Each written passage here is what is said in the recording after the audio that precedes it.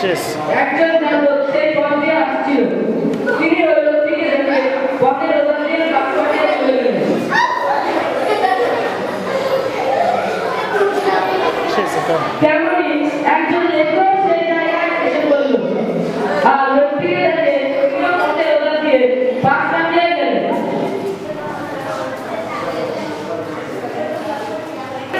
এবার কিন্তু একজন সামরীয় পথিক যেতে পথে তাহার শেষ করল।